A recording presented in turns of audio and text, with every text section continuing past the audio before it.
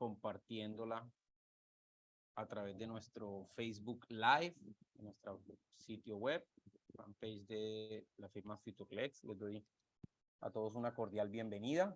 Angie, si quieres, vamos arrancando. Me confirman si ven mi pantalla. Creo que podemos dar inicio. Ok, está bien. Bienvenidos todos. Vamos a dar inicio al webinar.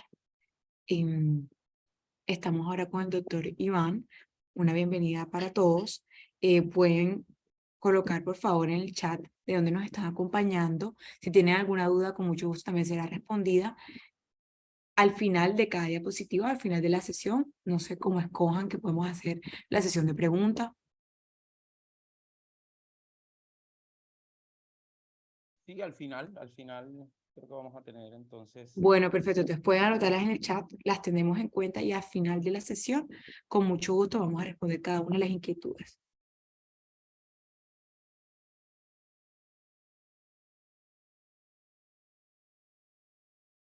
Listo. Bueno, muy buena tarde para todos. Un placer saludarlos. Desde la firma Marrugo Rivera y Asociados, ahora Futurlex, queremos darles a todos la más cordial bienvenida a esta sesión o webinar sobre el segundo reporte de novedades a realizar ante el Registro Nacional de Bases de Datos. Para quienes no me conocen, de pronto, mi nombre es Iván Darío Marrugo, soy socio fundador de la firma Futurlex, y venimos trabajando, acompañando a las organizaciones en el cumplimiento de temas ligados a la privacidad, la protección de los datos. Y el día de hoy, y de hecho ya lo hemos trabajado en el pasado, queremos traer un webinar muy concreto, muy puntual, para apoyarlos en el proceso del día a día de cómo realizar este reporte de novedades en el Registro Nacional de Bases de Datos, que corresponde a el primer periodo, en este caso el primer semestre del 2023. Ahorita vamos a tener en cuenta esas fechas, pero que debemos realizar en este mes de agosto ante la plataforma que sabemos tenemos dispuesta en la página de la SIC para realizar ese reporte de novedades. ¿Listo? Entonces vamos a tener el día de hoy una presentación muy breve, concentrada específicamente en esa obligación puntual. Ustedes recordarán que el Registro Nacional de Bases de Datos es una de las obligaciones que se han incorporado en el país para tanto los responsables del tratamiento como aquellos encargados. Acuérdense que los encargados registran bases de datos respecto de los que ellos son responsables, porque esas figuras pueden coincidir. Luego, este Registro Nacional de Bases de Datos surge dentro de un contexto en el que entiendo o se entiende por parte de la organización, en el que hay toda una serie de materias y toda una serie de obligaciones, actividades por realizar. ¿Listo? Entonces, ese registro de bases de datos, ustedes recordarán, surgió o tiene su aplicación y está descrito en la ley 1581 del año 2012, la misma ley en el artículo 25 establece la creación y mantenimiento de ese registro, y el mismo fue puesto en marcha en el año 2015. Para hablarles un poco de una breve introducción y un contexto sobre este Registro Nacional de Bases de Datos, fue puesto en marcha en el año 2014, surge el decreto que lo reglamenta, el decreto anteriormente 886 de 2014, de mayo del 2014, que básicamente vino a traer consigo la reglamentación del artículo 25 de la ley, y lo que hizo fue aplicar, dándole aplicación a el postulado del artículo 25 de la norma, que cuál es la información mínima que debían registrar y en este caso reportar las empresas al momento de hacer el registro de las bases de datos ante la Superintendencia de Industria y Comercio. Recordarán, y estamos haciendo un preámbulo para que todos tengamos muy claro de dónde surge esta obligación de registrar las bases de datos. Recordarán que en la norma, en la ley 1581, pues se menciona que se debía crear un directorio público. Y ese es uno de los primeros elementos que deben tenerse en cuenta al momento de evaluar lo que nosotros hacemos como entidades.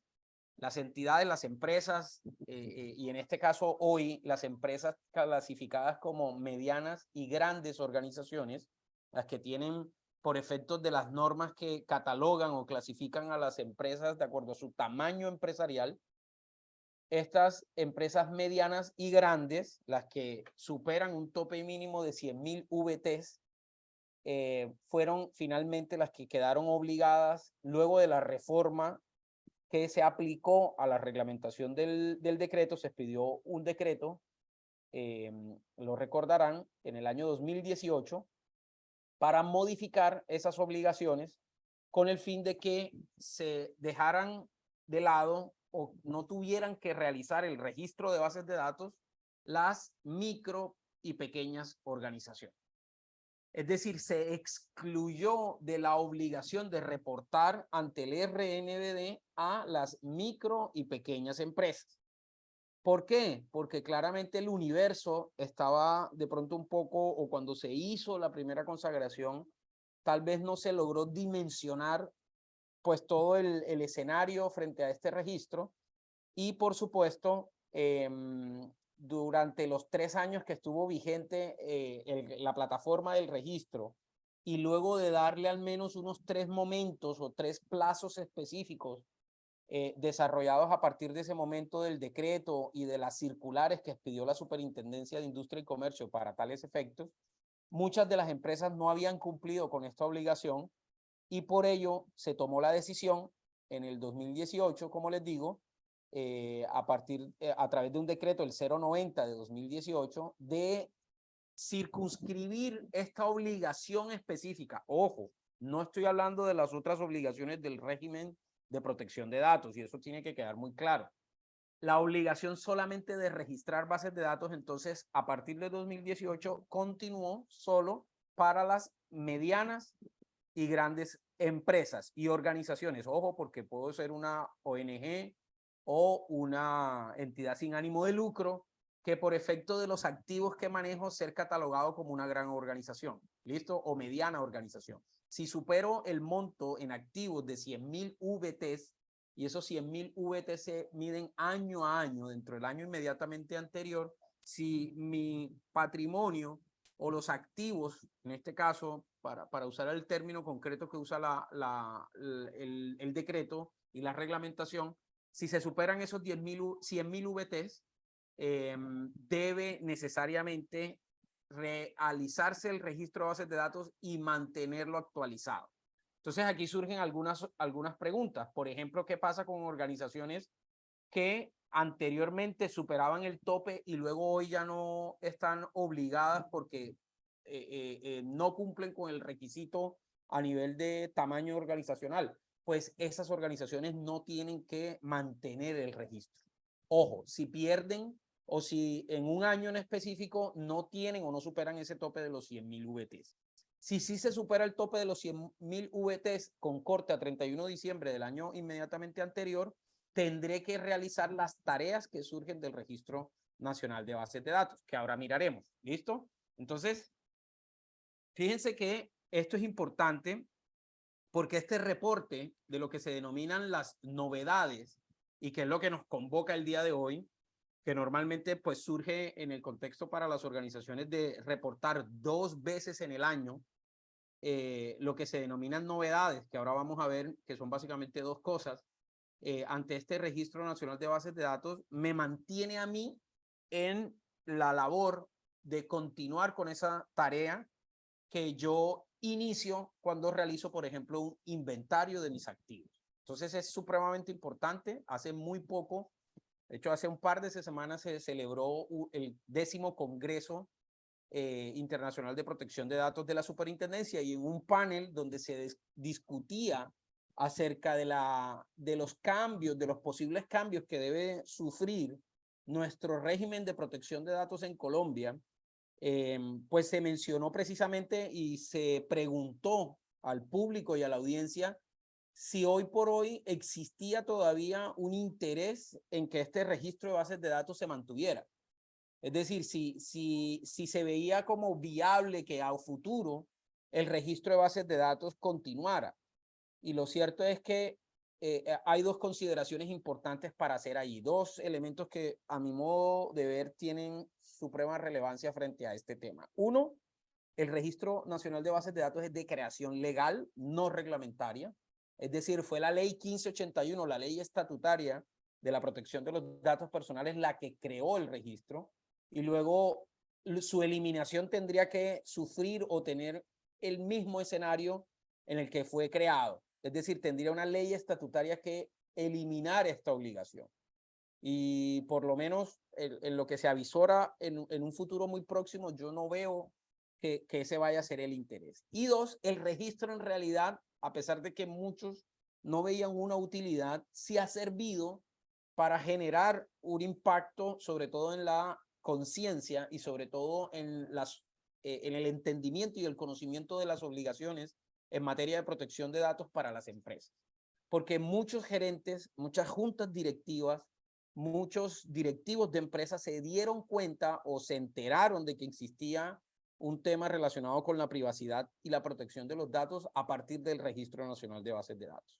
Entonces, luego, esos dos puntos yo considero muy preliminarmente que nos lleva a que tengamos que tener mucho cuidado y que además le prestemos atención a esto. Luego, hay otra serie de inquietudes, otra serie de reflexiones que bien podrían plantearse. Muchos, por ejemplo, abogan por, oiga, pero es que en realidad el registro no es en sí mismo la tarea, no es el resultado, no es a lo que yo debo apuntar o apostar dentro de mi organización a hacer y mantener el registro, pero básicamente es una tarea de esas que yo puedo realizar dentro de la actividad. Le corresponde al oficial de protección de datos mantener ese registro de bases de datos, y ese registro nos, como les digo, nos mantiene en el trabajo permanente y constante de realizar una labor activa frente a eso. Ahora ya veremos que las novedades, como se plantea el reporte, conlleva a dos elementos sustanciales. Uno, a que las organizaciones reporten los reclamos que presentan los titulares de datos y los incidentes de seguridad. Y esos dos componentes también tienen un elemento supremamente importante, y es que muchas organizaciones, por el contacto que cada vez tiene más la norma sobre el público en general, por la publicidad que se le ha hecho a la ley de protección de datos personales, muchos titulares de datos han empezado a presentar reclamaciones a esos responsables del tratamiento. Entonces, en ese contacto directo que yo tengo con los titulares de datos, entonces surge esta obligación de mantener actualizada la información y por lo tanto cumplir con la obligación de registrar estas novedades o de reportarlas. Entonces, por ejemplo, en materia de incidentes, todas las organizaciones estamos viendo cómo cada vez más los incidentes de seguridad que pueden llegar a comprometer datos personales, fíjense, tienen una incidencia directa en lo que hacemos. Entonces, estas reclamaciones de titulares no es un secreto, ni tampoco puede llevarnos a sorprendernos, han venido aumentando, han venido creciendo de forma importante, en mayor medida gracias a la divulgación del régimen de protección de datos. Y por mucho que queramos evitar los incidentes de seguridad, estos ocurren aún en contra de, o aún a pesar de los esfuerzos que nosotros realicemos en materia de seguridad. Eso no es un llamado a que bajemos la guardia, por supuesto. Claramente no. Pero debemos tener presente que en mayor o menor medida o con una mayor o menor frecuencia puede que ocurran estos incidentes de seguridad, y de hecho así lo está mostrando la realidad, y por ello debemos estar preparados. Y por eso también el día de hoy vamos a ver el proceso de gestión de los incidentes y sobre todo el reporte de esos incidentes de seguridad ante la Superintendencia de Industria y Comercio. ¿Listo? Entonces, puntualmente y para concretar, porque el tiempo hoy es muy corto, el tiempo hoy es específico para ver este reporte de novedades, debemos tener presente que hay 3 momentos de actualización del Registro Nacional de Bases de Datos. 4, cuando se cumplió el primer hito, el primer bloque temporal, era registrar las bases de datos. Listo, eso se cumplió en el 2018, ya hace 5 años.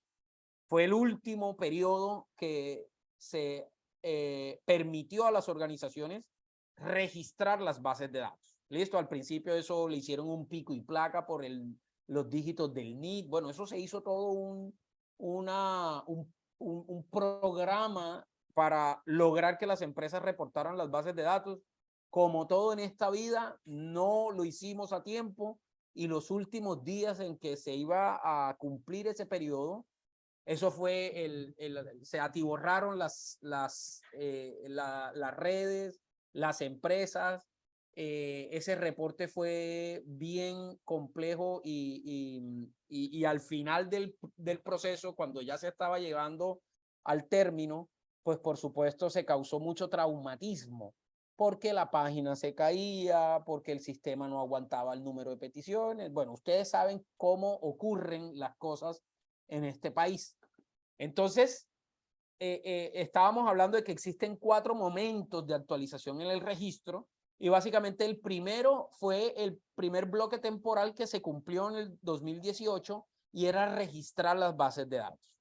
Y a partir del registro de las bases de datos vienen estos 3 momentos de actualización o estos 3 momentos en los que yo debo o puedo cumplir con un proceso de reportar una serie de actualizaciones en ese registro. El primero, ¿cuál es? La creación de bases de datos nuevas. ¿Qué pasa? Si yo registro unas bases de datos, yo registré unas bases de datos en el 2018, pero por la dinámica empresarial, o bien se crearon nuevas bases de datos o pasó algo que nos lleva a que debamos tener una nueva base de datos, es decir, una base de datos que no estaba registrada previamente en el RNBD. La norma me indica que yo debo hacer un nuevo registro de bases de datos. Es decir, yo debo bases de datos que se creen con posterioridad al primer registro. Yo debo dentro de los 2 meses siguientes reportar o registrar esa base de datos en el RNBD. Viene una pregunta. Alguien me dice, oiga, y si yo no hago el registro, no me doy cuenta dentro de los 2 meses, porque pasa muchísimo, porque pasa esto en las organizaciones. ¿Eso cómo se traduce en la práctica? En la práctica es que hay un área por allá, díscola, llamémosla, por ponerle un nombre no tan fuerte, pero hay un área que normalmente suelen ser las áreas comerciales. Mentira, yo no tengo nada en contra de los comerciales, son muy queridos, pero es muy probable que el comercial le diga, oiga, creamos un nuevo servicio, lanzamos una nueva aplicación, hicimos algo nuevo dentro de la empresa y ahorita tenemos una nueva base de datos. Y ha pasado un año y usted como oficial de protección de datos ni se había enterado de que eso existía. Entonces, claro, aquí viene la disyuntiva. Bueno, ¿y ahora qué hago? Me rasco la cabeza, ¿y ahora qué hago? Lo más recomendable en este caso es que usted realice el registro apenas se entere. ¿Listo? Ojalá lo haga antes de que la Superintendencia de Industria y Comercio se entere o de alguna forma llegue a ojos de él, porque, por supuesto, mi obligación es registrar todas las bases de datos de la empresa. Entonces, primero o segundo momento en el que debo actualizar las bases de datos cuando crean bases de datos nuevas. Ahora, luego, dice el registro o dice la normatividad que en ocasiones yo tengo cambios sustanciales. ¿Qué quiere decir eso? Yo, dentro de mi actividad, se generan cambios constantes. Hay muchísima razón en entender que las bases de datos no se mantienen estáticas y la actividad, la operación con esos datos, los flujos de información y la aplicación informática misma me lleva a mí que constantemente esté realizando cambios. Por ejemplo, cambios en materia de proveedores. Entonces yo antes no tenía este servicio en la nube y ahora contraté un proveedor. Yo antes este sistema lo tenía en esta base de datos, que era una base de datos en un servidor físico, pero ahora lo llevé a la nube. Cualquiera de las cantidades de operaciones que pueden realizarse y que pueden tener incidencia directa sobre la base de datos. Por ejemplo, como cambiar de proveedores o de encargados, tener una transferencia o una transmisión o cualquier otro tipo de actuación o actividad frente a esa base de datos. Entonces aquí se abren dos cosas. Yo puedo tener un reporte o una actualización todos los años del 1 de enero al 31 de marzo, el primer trimestre del año. Acuérdense que la ley me habilita a mí para hacer todos los cambios que en teoría yo apliqué el año pasado sobre esas bases de datos. Es decir, tengo una ventana temporal donde puedo registrar actualizaciones del 1 de enero al 31 de marzo. ¿Listo? En ese periodo, básicamente, puedo reportar esas actualizaciones, puedo reportar cualquier otro tipo de situación que se haya presentado o cambio sustancial que haya ocurrido sobre las bases de datos. ¿Listo? Y además, por ahí en la norma, que ahorita veremos, se abre un posible escenario también de cambio, sobre todo en la plataforma del registro, en los que todos los meses, dentro de los 10 primeros días del mes, yo puedo también entrar a hacer actualizaciones, cambios menores, cambios de la información que he reportado dentro del registro. ¿Listo? Esos son los 3 momentos específicos. Y luego el cuarto momento es en el que estamos hoy, reportar novedades. El reporte de novedades se hace 2 veces en el año. Es decir, estamos sujetos temporalmente a 2 reportes anuales que deben hacerse y cumplirse, y además la ley y el reglamento, porque lo hizo el decreto 886 y después fue recogido en las circulares de la superintendencia, de cuándo deben hacerse ese reporte de novedades. Los 2 reportes de novedades se hacen, uno en febrero para corresponder a el bloque de novedades que deben presentarse o que se presentan en la base de datos entre julio y diciembre del año inmediatamente anterior. Entonces yo hago el primer reporte de novedades cuando los 15 primeros días de febrero, en este caso en 2023. Entonces en febrero debimos reportar lo que pasó el segundo semestre del año pasado. Y ahora en agosto, dentro de los 15 primeros días hábiles del mes de agosto, por eso esa fecha se cumple ahora el próximo 22 de agosto. Acá se los estoy señalando. El próximo 22 de agosto se debe efectuar el reporte de los reclamos o de las novedades. Las novedades son 2 cosas, los reclamos y los incidentes de seguridad. ¿Listo? Presentados por esos titulares de datos en el segundo semestre del 2023 ante el registro que obviamente administra la SIC. ¿Listo? Entonces, ese reporte debe incluir todos los reclamos presentados por titulares, tanto al responsable como a sus respectivos encargados. Ojo con esto, porque esto es clave. ¿Qué debo reportar yo? Los reclamos que me haya presentado mis titulares, a mí como responsable, pero también eventualmente a mis encargados del tratamiento. ¿Listo?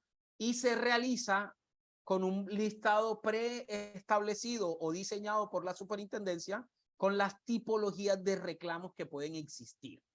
Ya hay una lista preconfigurada en el reporte de la SIC sobre qué reclamos le presentan a ustedes los titulares, porque los reclamos son de diversa naturaleza, ¿no? Desde actualizar mi dato o oponerme al tratamiento de los mismos, o supresión, o yo no le di la autorización. Bueno, ustedes saben que los reclamos se deben realizar o pueden coexistir en muchos tipos de reclamaciones por parte de los titulares. ¿Listo? Entonces ya hay un listado precargado y la superintendencia a través de la plataforma del registro los ha preconfigurado. Entonces, ¿qué debe tenerse en cuenta para este reporte de novedades? Fíjense, yo hago 2 cosas. Tengo en cuenta los reclamos que me han presentado los titulares en el semestre anterior. En este caso vamos a reportar enero de 2023 a julio de a 30 de junio de 2023. Corresponden al primer semestre de este año. ¿Listo? Entonces, yo hago el conteo 1 a 1 de todos los reclamos que me han presentado estos titulares de los datos y voy a mi registro nacional de bases de datos y hay ahorita vemos en el pantallazo, pero hay un apartado, una funcionalidad del registro que es precisamente para reportar novedades. Esos reportes de novedades se realizan de esta forma. Yo presento los reclamos, selecciono el año, en este caso vamos a reportar 2023 y el periodo es el primer semestre de este año. ¿Listo? y empiezo a reportar los tipos de reclamos, el detalle de esos reclamos y la cantidad de reclamos que se me han presentado. Ahora veremos un poco cómo se abre este tema. Aquí está un poco la visión para presentar estos reclamos. Y también acuérdense que las novedades incorporan los incidentes de seguridad. Entonces, si yo tengo un incidente de seguridad que tiene la potencialidad de comprometer los datos personales, también debo reportar ese incidente. ¿Y cómo se realiza? Bueno, uno selecciona el tipo de incidente, ojo, la fecha del incidente o la fecha próxima o la fecha presunta del incidente, porque esta fecha puede no necesariamente ser conocida, no sabemos cuándo nos atacaron, no sabemos cuándo se presentó el incidente de seguridad, pero hay otra fecha importante y es la fecha de conocimiento del incidente. Esto ya es en materia de incidentes de seguridad. Recuérdense que el reporte de novedades son por dos cosas, los reclamos y los incidentes. Entonces, acuérdense que la norma me indica a mí que yo debo reportar los incidentes dentro de los 15 días siguientes a los que conozco o tengo conocimiento de la ocurrencia de ese incidente. Y aquí se hace una descripción uno a uno de los temas del incidente. Acá se ve una lista que se despliega del tipo de incidente, que se afecta a las bases de datos, se afecta a la confidencialidad y la integridad, y vamos a ver un poco esos elementos. Luego también se tienen en cuenta cuáles son las causas de esos incidentes. Entonces, por ejemplo, por un daño en activos físicos, o por la ejecución y administración de procesos, o por una falla tecnológica informática, importante eso, ¿no? O una falla humana al interior de la organización. Fíjense que esto ya tiene un nivel de detalle importante sobre la información que yo voy a reportar ante el RNBD de ese incidente. ¿Listo? Entonces, se selecciona cuál es la base de datos comprometida para los incidentes y te indican o te piden sobre qué tipo de información se ha presentado ese incidente. ¿Listo? Para seguir las flechas, vamos por acá. Tomo nuevamente la tipología de incidente, la causa que originó el incidente y ojo con esto, la cantidad de datos o cantidad de titulares que fueron afectados. Fíjense que esto es clave porque, por ejemplo, en materia de incidentes, los que hemos estado viendo que han ocurrido en el país y que son de diversa naturaleza, por ejemplo, solo el incidente de Keralty o de Sanitas, se informó que más o menos alrededor de 6 millones de registros o 6 millones de personas habían sido comprometidas, porque se llevaron todas las bases de datos. Hubo un ataque de infección por ransomware que afectó por completo esa base de datos. Ahora, se preguntarán, y por ejemplo en el caso puntual que estoy mencionando, oiga, pero Keralty presentó ese reporte de incidente, debió hacerlo, pero veremos que por efectos de la reglamentación esa información no queda pública. Yo puedo hacer una consulta del Registro Nacional de Bases de Datos de todas las empresas registradas ante el registro, pero puedo ver información básica de ellas, cuántas bases de datos reportó, alguna información que públicamente el registro muestra, pero lo que son reclamos e incidentes de seguridad, eso yo no lo puedo ver. Yo no puedo ver, por ejemplo, tampoco qué medidas de seguridad tienen adoptadas las empresas. Porque, por supuesto, esa información no es de resorte o de conocimiento público. ¿Listo? Creo que alguien tiene una pregunta o no sé, nos están escribiendo en el chat. Ya ahorita vuelvo sobre ellas. Ok, Francisco, claro que sí. Nos preguntan por la grabación, así es, va a quedar tanto en nuestro canal como a los interesados, por supuesto, les podemos compartir esta presentación y la grabación. Ahora, ¿qué tipos de incidentes se presentan en las organizaciones? Las organizaciones estamos expuestas todas a cualquier cantidad de incidentes. Recuérdense que incidente de seguridad y en materia de seguridad de la información, incidente es todo aquello que tiene la potencialidad y está por fuera de lo aceptado dentro de la organización, dentro de la política de la organización. Es decir, que uno de los primeros elementos, y esto es clave porque mucha gente dice, oiga, pero es que tuvimos un incidente de seguridad Y uno pregunta enseguida, ¿pero qué decía la política? No, no tenemos política. Entonces, ¿de qué seguridad estamos hablando? Si no tenemos ni siquiera un norte, ni siquiera sabemos cuál es la carta de navegación que puede ocurrir, ¿no? O qué podemos hacer en casos de esto. Y mucha gente cree que los atacantes o los tipos de incidentes tienen que ver con incidentes fuera de la organización. Gente que estando allá está intentando acceder o robarse mi información o llevarse las bases de datos o infectarme con un virus y sacar la base de datos de las organizaciones. Pero lo que es cierto es que muchos de esos incidentes ocurren por problemas internos en las empresas.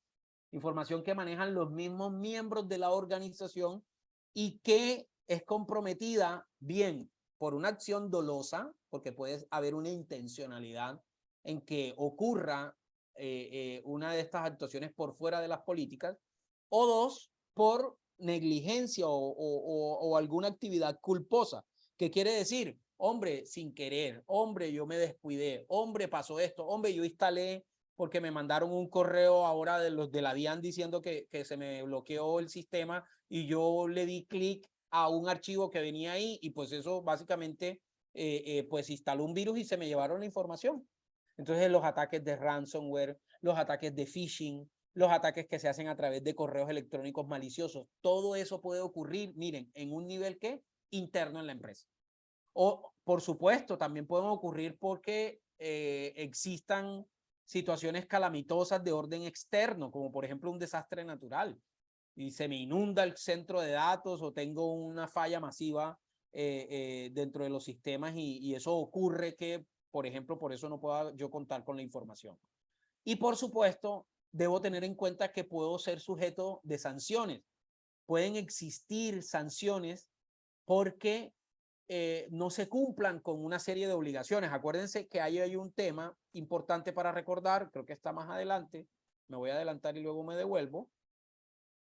Los artículos 17 y 18 que hablan de las obligaciones y los deberes de los responsables y de los encargados, ojo, tanto para responsables como para encargados existe el deber de ¿qué? De informar a la SIC cuando se presenten violaciones a los códigos de seguridad y existan riesgos en la administración de la información de los titulares. Ojo con eso, porque esta es una obligación que muchas organizaciones desconocen, no tienen en cuenta o en ocasiones pueden pasar por alto. Y es informarle a la superintendencia cuando se presenten violaciones o incidentes de seguridad.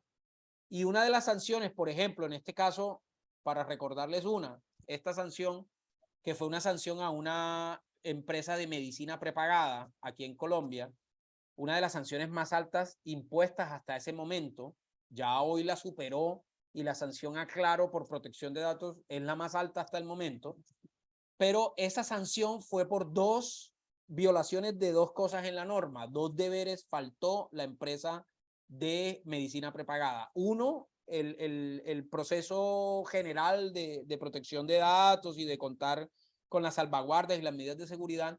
Y segundo, fue por no reportar y esa multa, las dos sumadas fueron mil y pico de millones de pesos, pero la sola multa por no reportar el incidente a la Superintendencia de Industria y Comercio fue de 206 millones de pesos. Listo, ese fue el caso, ya eso es un caso juzgado, ya es un caso que finalizó, yo no sé finalmente si eso se demandó o no ante el contencioso administrativo, pero este es el caso de Colmédica, la entidad de medicina prepagada. Y otra empresa de las de domicilios que ustedes seguramente conocerán, también tuvo una de estas sanciones en las que el motivo de la sanción fue por no reportar incidentes.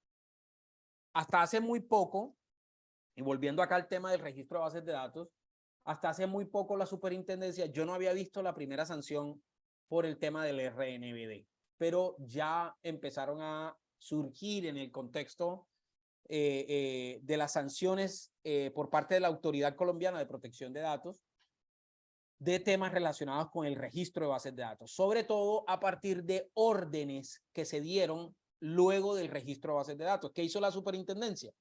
Con toda la información que se llevó ante ese registro nacional de bases de datos, que reportaron las empresas en el proceso pues, de registro de sus bases de datos, pues la superintendencia tenía mucha información y básicamente a partir de esa información, de esa data, empezó a acudir o a solicitarle y presentar ante las diferentes empresas una serie de pedidos de información, requerimientos y a darle órdenes. Acuérdense que la superintendencia no solamente impone sanciones, la superintendencia también puede ordenarle a un responsable del tratamiento que haga o que ejecute una actividad. Y muchos de ellos estaban relacionados con el Registro Nacional de Bases de Datos o con información que reportaron o que se conoció a partir del RNBD. Mucha gente, por ejemplo, en las preguntas de seguridad de la información, dejaba en blanco el formulario y luego la entidad, la superintendencia entendía, bueno, esta empresa no tiene ninguna medida de seguridad sobre las bases de datos.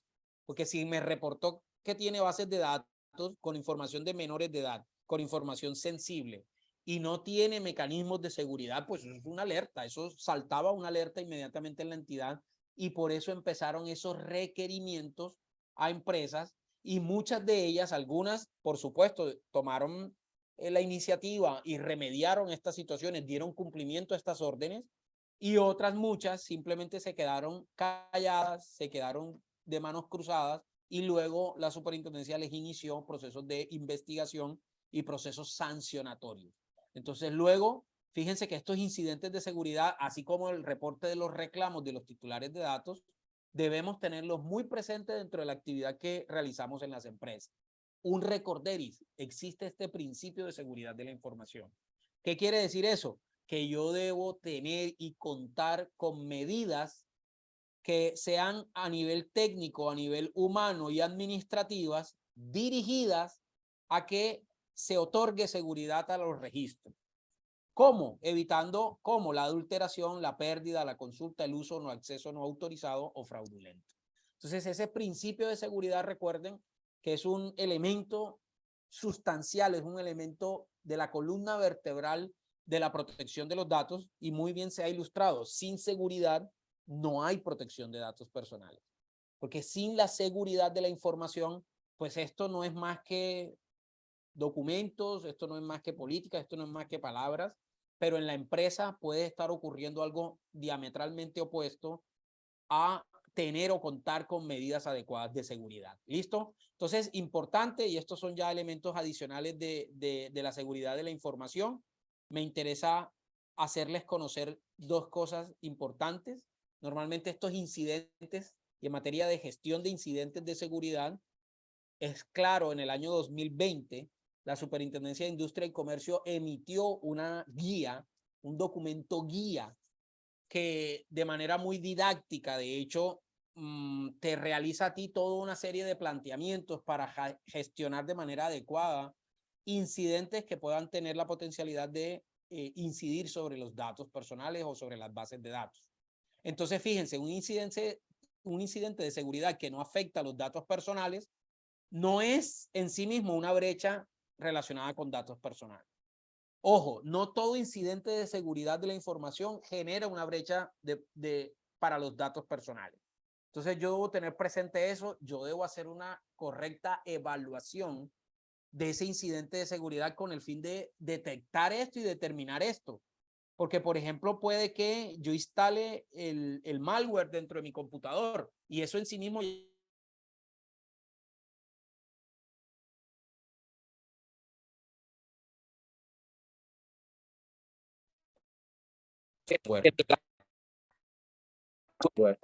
general, pues todo yo estamos después a vulnerabilidad, dice seguridad de la información, pero no necesariamente, fíjense,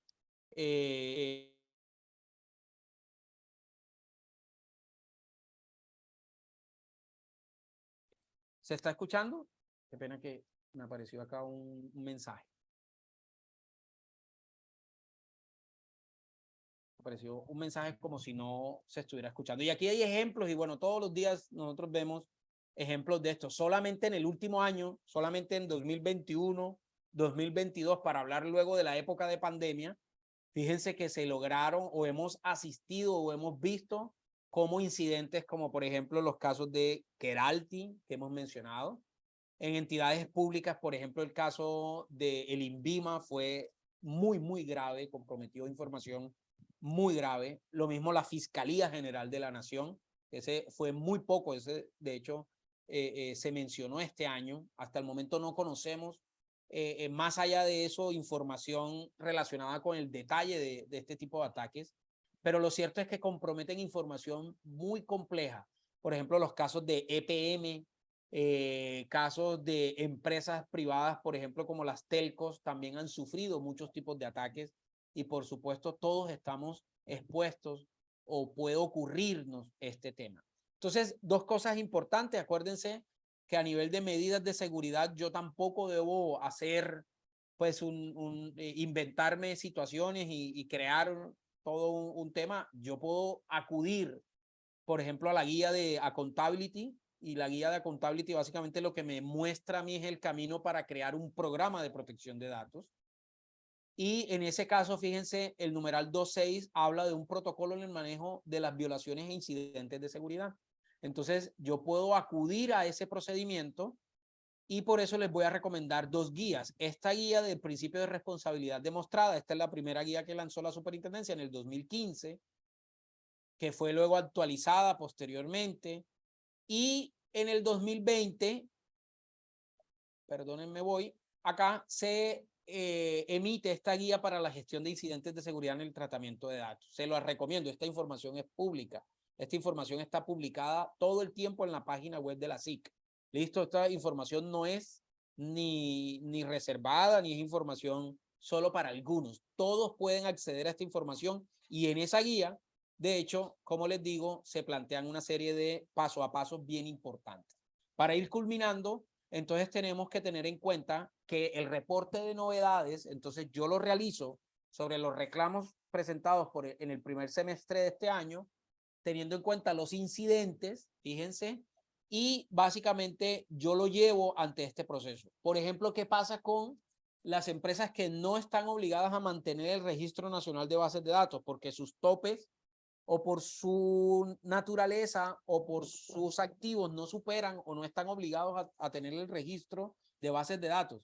Y aún así les ocurre un incidente de seguridad que compromete datos personales, pues yo puedo comunicar por otros medios, como por ejemplo es el canal de contacto de la Superintendencia de Industria y Comercio, y reportar el incidente de seguridad. Ojo, porque el incidente de seguridad sí es obligatorio que lo reporten cualquier empresa que lo sufra. ¿Listo? Y eso es un tema supremamente clave. Y por supuesto también a través del Registro Nacional de Bases de Datos hay un módulo que yo les mostré anteriormente, donde también se reportan esos incidentes de seguridad. ¿Listo? ¿Se puede sufrir un incidente de seguridad sin violar la ley de datos personales? Sí, y era lo que estaba mencionándoles. Puede un incidente ocurrirnos dentro de la organización, pero no tener la capacidad o no tener la entidad para que sea reportado como violación de datos personales, porque, por ejemplo, no se comprometió la base de datos. Entonces, en esos casos, efectivamente ocurre esa situación. No es muy común, ojo, porque casi siempre las bases de, perdón, los incidentes de seguridad o comprometen el sistema informático o las bases de datos que lo contienen.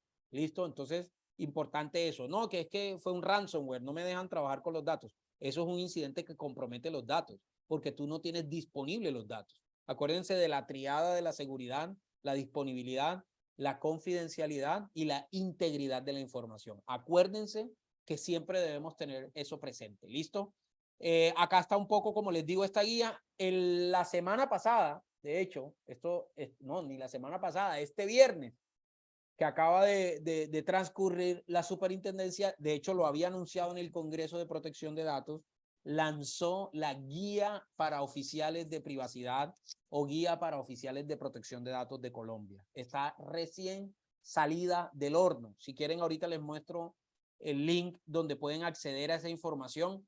Y les recomiendo, de hecho, muy encarecidamente, sobre todo a quienes son oficiales de protección de datos, que la consulten. Es un documento público para todos nosotros. Acá está, este hace parte de la guía de gestión de incidentes, pero normalmente yo debo dar al menos estos 6 pasos. Ojo, Uno, contener el incidente de seguridad. Lo importante cuando enfrentamos un proceso donde, por ejemplo, estamos siendo blanco de un ataque que compromete los datos personales, yo tengo que hacer unos pasos de contención, de contener ese ataque.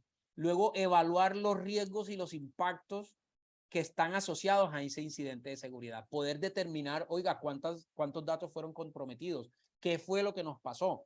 Hay gente que incluso eso lo hace en vivo, porque están sufriendo el ataque y están generando este proceso. Este proceso es supremamente clave y además que se realice dentro de las primeras horas en las que se conoce el incidente de seguridad. Identificar los daños a las personas, a la organización o al público en general.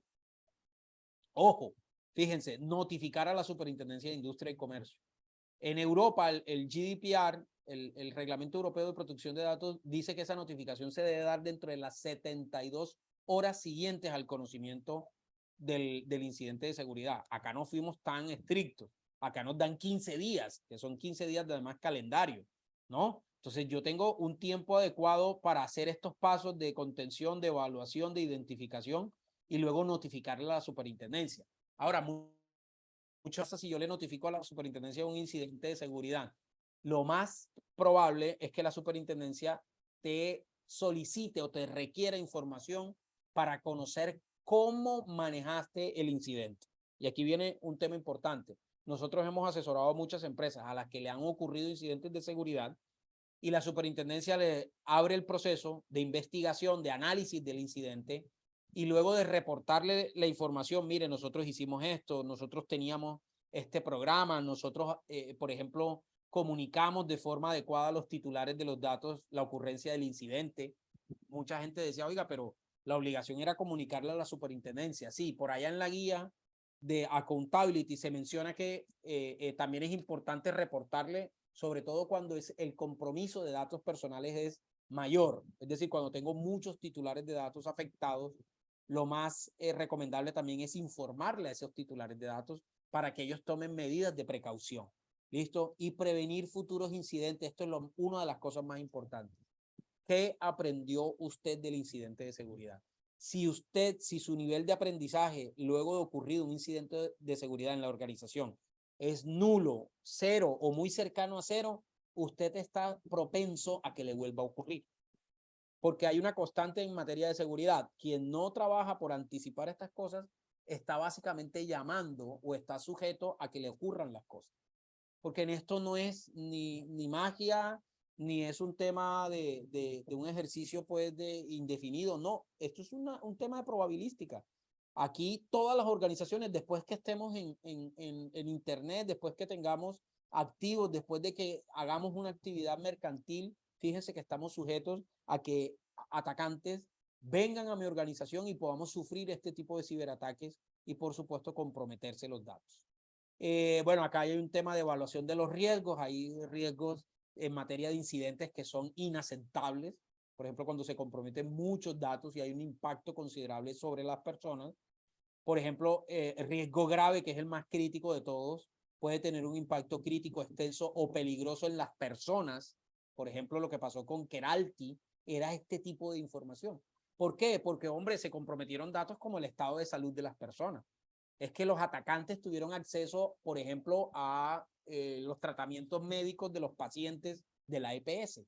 Entonces, imagínense esa información en la calle, imagínense esa información, por supuesto, en manos de delincuentes, ¿no? Entonces, es un tema grave. Y, por supuesto, esa evaluación también me va a llevar a mí a hacer todos esos procedimientos. Entonces, acá están, ojo, oficiales de datos, oficiales de cumplimiento, las áreas jurídicas, las áreas de comunicaciones también deben concursar o traer precisamente a esta materia, oiga, una forma efectiva de comunicarnos con nuestros titulares, contarles lo que pasó.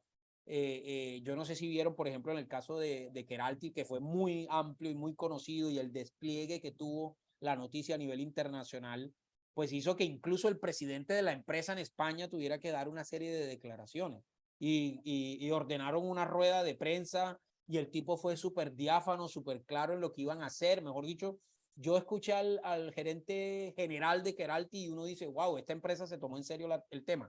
y después le dieron la palabra al de tecnología para explicar lo que había ocurrido y ese se enredó, se pegó iba y daba vueltas y nunca explicó qué era lo que había pasado y qué iban a hacer para evitar eso.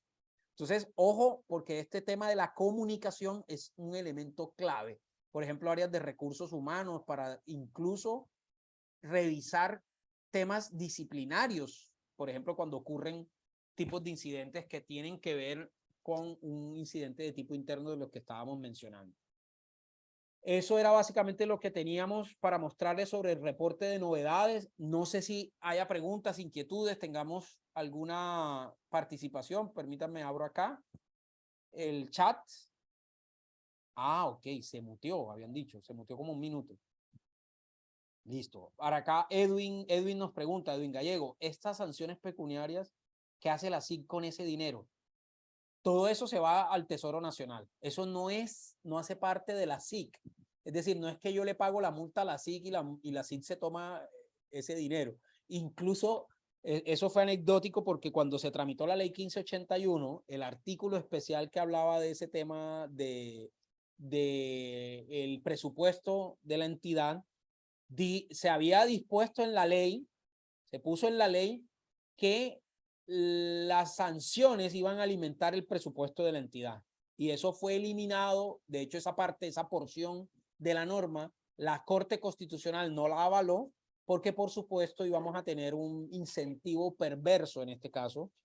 Íbamos a tener un peligro, y es que la superintendencia empezara a imponer muchas sanciones para efectos de aumentar su presupuesto, ¿no? Entonces, esas sanciones no van al presupuesto de la entidad, hace parte de todo el presupuesto general de la nación. ¿Listo? Entonces, dice, ya que cuando finalmente se sancionan empresas por el mal uso de datos ante una reclamación de un usuario, a este no le corresponde absolutamente nada. Así es, Edwin, tú tienes razón. Las acciones en materia de protección de datos no son resarcitorias, es decir, no tienen un carácter de indemnización frente a lo que puedan o haya ocurrido con el uso de mis datos.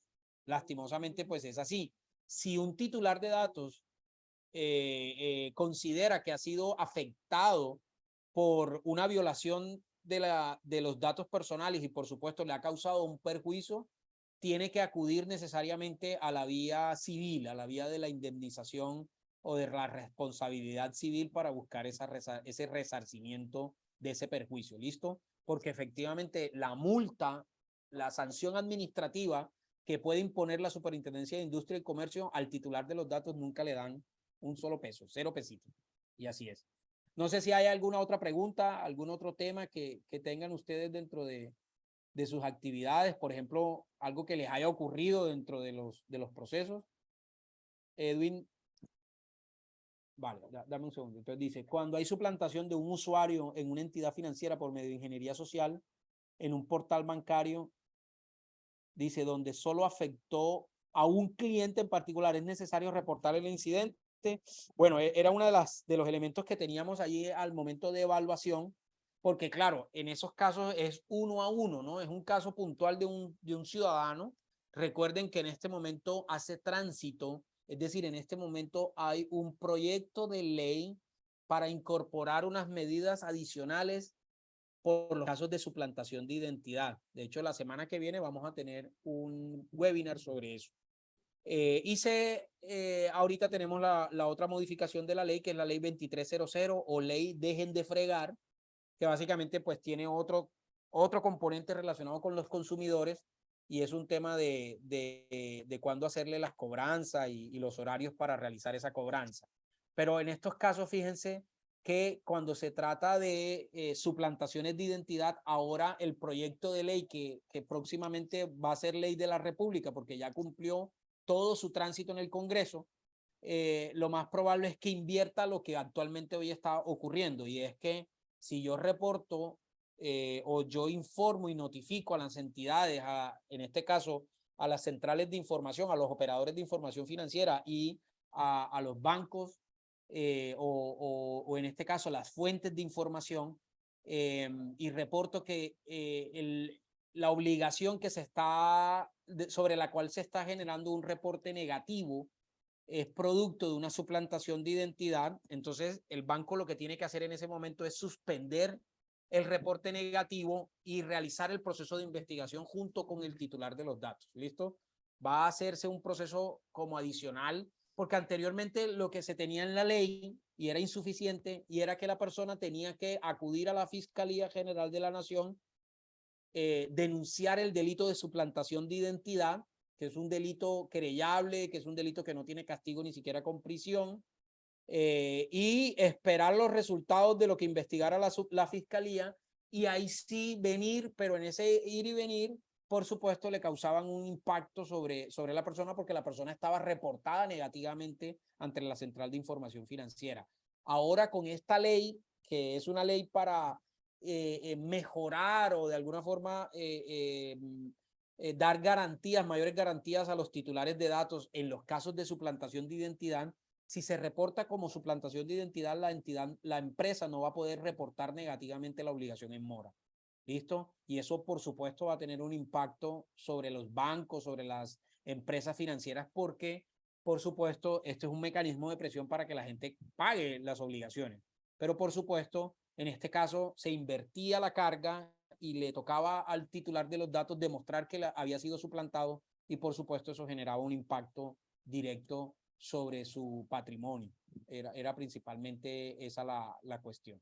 Entonces, en estos casos, y para mencionarte, Edwin, lo que tú estás diciendo en el reporte de si es una sola persona afectada y esto, pues incidente de seguridad es incidente con uno o muchos titulares de datos. Entonces, yo hago la evaluación dentro del proceso y determino si debemos reportar o no el incidente. ¿Listo?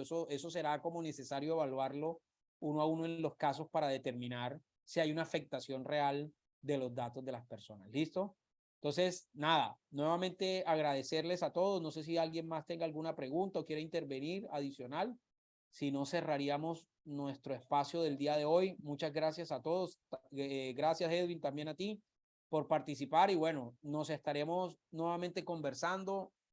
Contarles que tenemos los espacios abiertos. Vamos a tener el curso de oficial de protección de datos iniciando la próxima semana para los que se quieran inscribir.